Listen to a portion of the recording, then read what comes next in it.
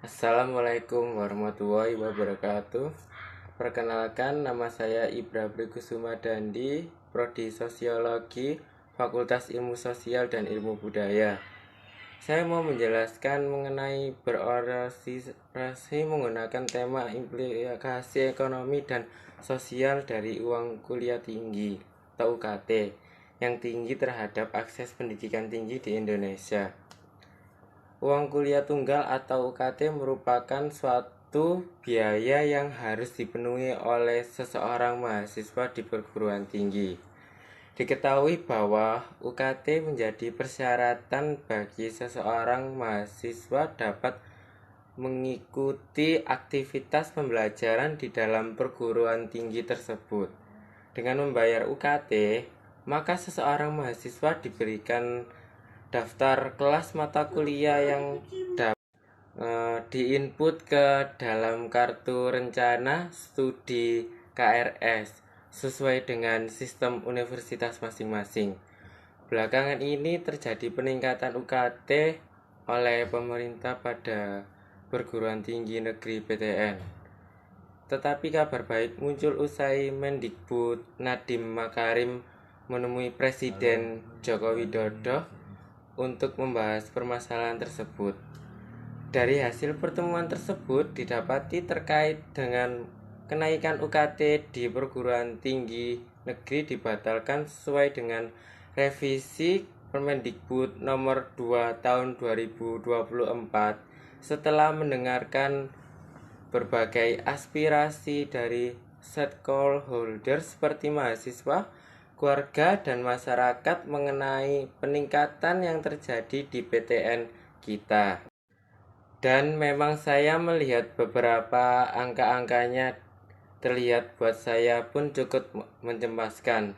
Jadi saya sangat mengerti akan kondisi tersebut. Untuk itu, kemarin kami bertemu dengan beberapa rektor dan dengan demikian Kamis Permendikbud Ristek telah mengambil keputusan untuk membatalkan kenaikan UKT di tahun ini 2024 dan akan mengevaluasi semua peningkatan UKT dari PTN, ujar Nadiem Makarim.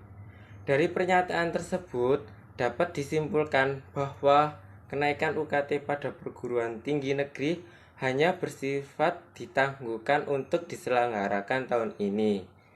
Dari hal itu bisa kemungkinan kenaikan UKT akan terjadi pada tahun depan 2025. Tentu dari adanya kenaikan UKT ini dapat mengakibatkan beberapa hal yang akan terjadi pada kondisi pendidikan perguruan tinggi generasi muda di Indonesia itu sendiri. Akankah kenaikan UKT ini dapat menghambat terciptanya Indonesia Emas 2045 mendatang?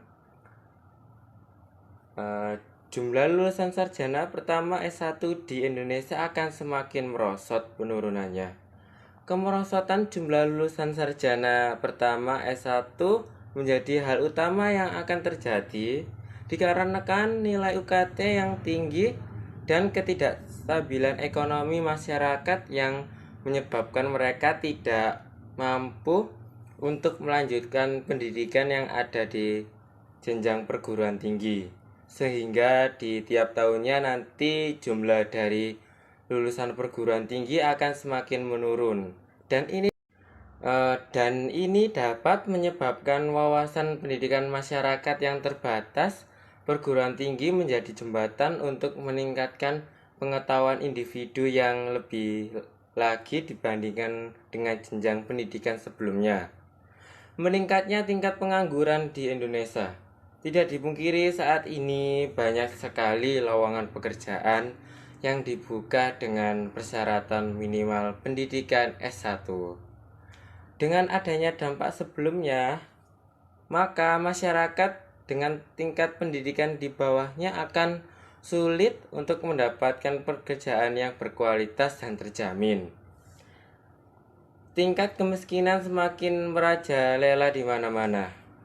Banyaknya pengangguran di masyarakat dapat menyebabkan tingkat kemiskinan yang semakin tinggi. Hal ini Hal ini juga dapat berpengaruh terhadap pertumbuhan dan tingkat ekonomi negara yang semakin menurun akibat dari kemiskinan yang ada. Kesenjangan sosial ekonomi di masyarakat semakin terlihat. Dari kenaikan UKT, hal tersebut akan menimbulkan kesenjangan sosial ekonomi masyarakat terlihat jelas.